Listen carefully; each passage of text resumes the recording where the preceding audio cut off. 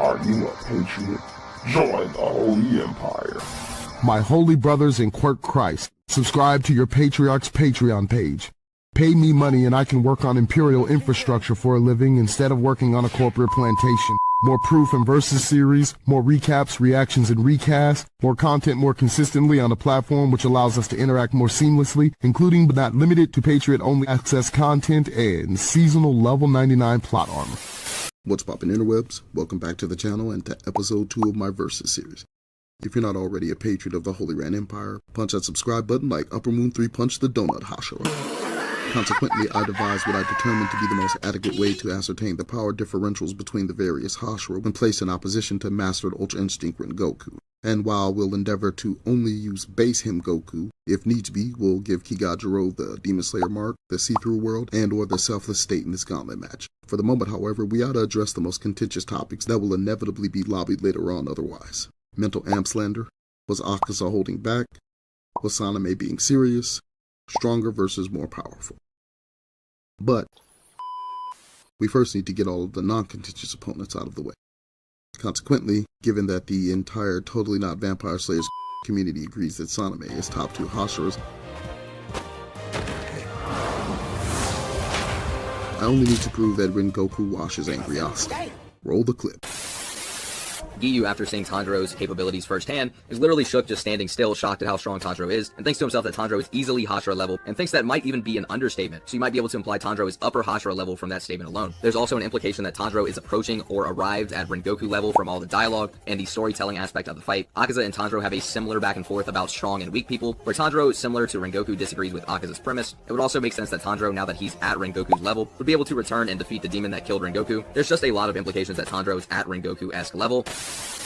And Kokushibo, who is pretty drastically faster than Muzan, at least the version of Muzan that fought all the Hashira. We know this because in chapter 189, we finally get to see a scene of Muzan focusing all of his attention on one of the Hashira, that being Mark Sanemi. Mark Sanemi weaves through a barrage of Muzan's attacks, completely undamaged, and this Sanemi should be a good bit slower than his Kokushibo fight counterpart, since he was so exhausted that he passed out after fighting Kokushibo. I also want to clear it up that Muzan never blitzed all the Hashira before Tanjiro arrived on the scene, as Muzan just shows he's unable to tag the Hashira for multiple pages before this happens. So you might be asking, well, what did Muzan do to take out all the Hashira? Well, what he likely does is slam his tentacles into the ground so hard, it shatters the earth and sends a lot of debris up into his opponents. Attack that takes out all of the Hashira and Kamaboko. This attack knocked out Inosuke immediately, which we see in the aftermath, which means he had to see Gyome coming in to protect him in that exact moment. Meanwhile, Inosuke can't see Doma pull his mask off and then dash off across the room, and Doma did this with such precision that it didn't even seem to jerk Inosuke's head or anything. Mental amp slander.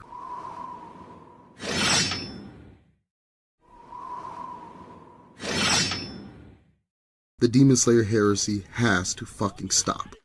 Please, my brothers in Sukakuni Christ, stop fucking saying that Rengoku only cut through half of Akaza's neck because of a mental amp.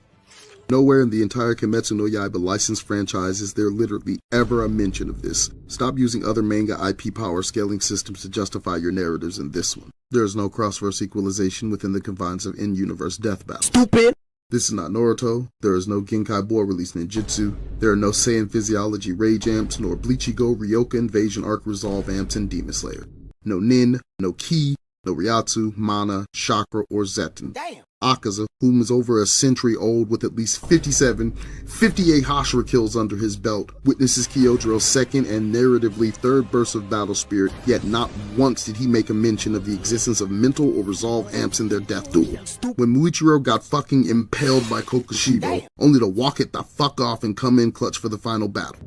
See, now that's some bullshit. When Tanjiro's eyes bled and activated its protagonist powers against Daki, and then again with her brother Gyotaro. None of these ninjas, none of these hundreds of years old, hundreds of Hashiras murdered later, actual Dracula demons has ever mentioned in passing or heard of fucking mental amps. Are you dumb, stupid, Apropos, we 100% have to factor in every instance of what Black Clover unironically and ironically enough describes as pushing past your limits, or what My Hero Academia refers to as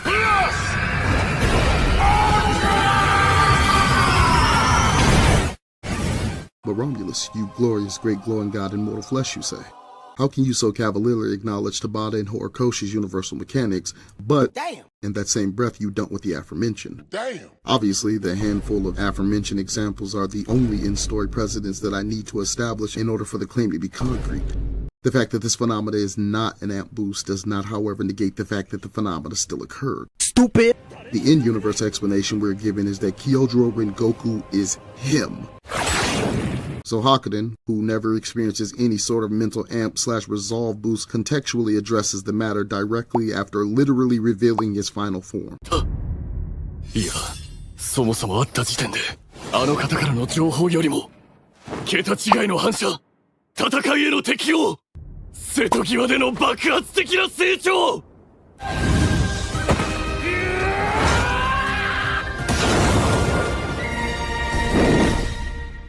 It was at this moment that he knew. He fucked up. Say it with me, there are no mental amps in Kimetsu no Yaiba. I ain't gonna lie, I'm getting cooked. Was Akaza holding back?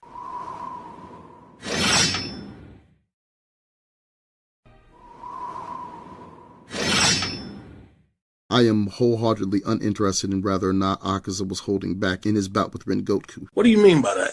What I am interested in is the scope in which one views his holding back limits with. What? A perfect example of this might be when two UFC powerhouses finally meet in the arena, and one fighter decides to handicap their various other MMA skills by only striking with a known brawler.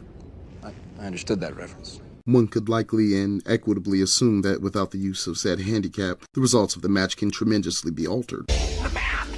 Seems to check out. However, not using Brazilian Jiu-Jitsu in no way significantly or otherwise reduces your strength, speed, endurance, battle IQ, or prowess, etc.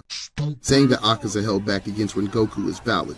Saying that he held back a notable amount of power, save for blood demon art techniques mind you, is fucking not valid. You know what else is valid though? Saying that Rengoku was holding back too. What do you mean by that? Much like my earlier statement, there's no need for me to verify the authenticity of this statement either. It's true. As my having destroyed the notion that Rengoku was using any type of mental or resolve amps in the former section necessitates there being another explanation for Kyojuro's burst in power, strength, speed, etc. Which, without any other narrative examples exposited by our characters, the most reasonable conclusion using the in-universe mechanics would be to conclude that after not one, not two, but 3 battle spirit bursts, Rengoku still had enough left in the tank from holding back against Akaza that he was able to decapitate the 4th most powerful demon on the planet. While on death's door, mind you. Was Saname serious?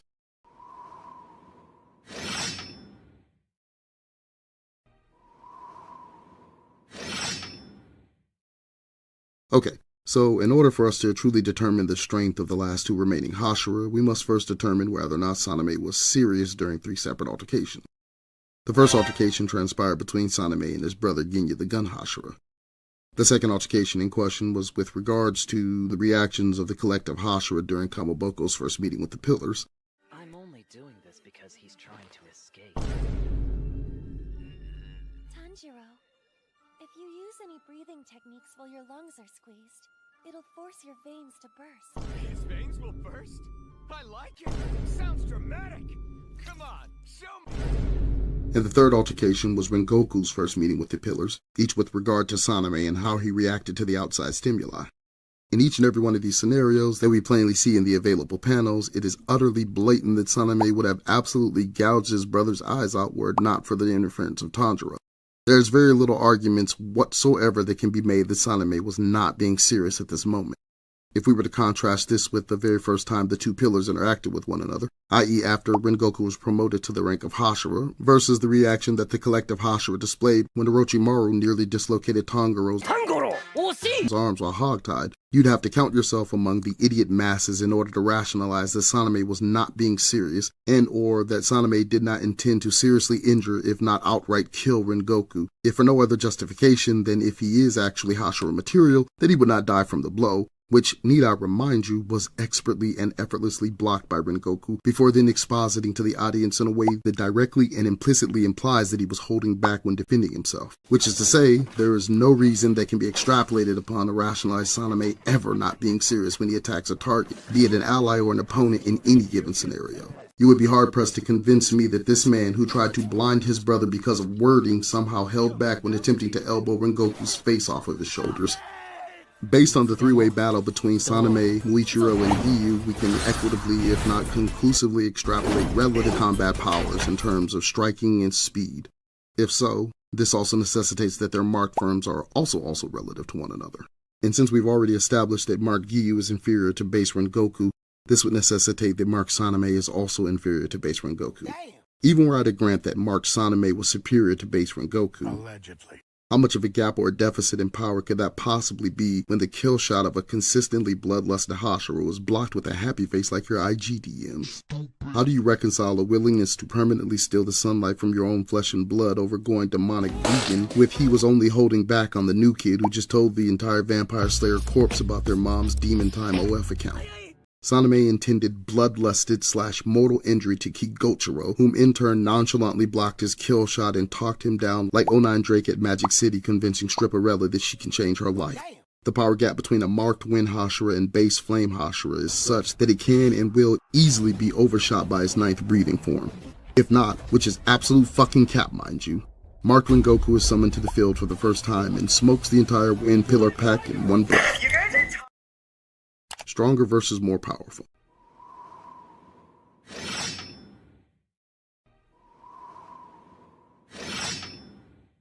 Roll the clip.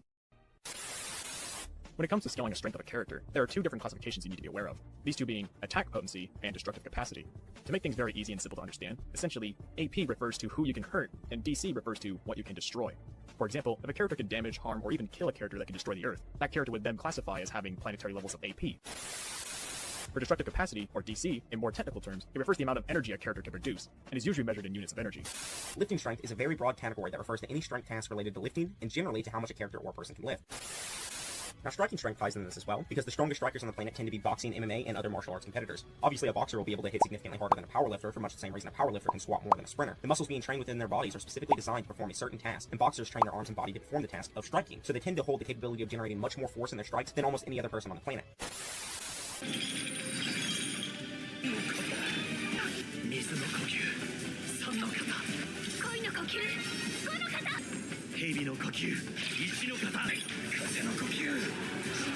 It took all 5 remaining Hashira, the King of the Mountain, a Thunder God, the gender-bent Infinite Tsukiyomi, and Shonen Plot Armor just to not kill a Demon King cocktail drug Michael Muzan.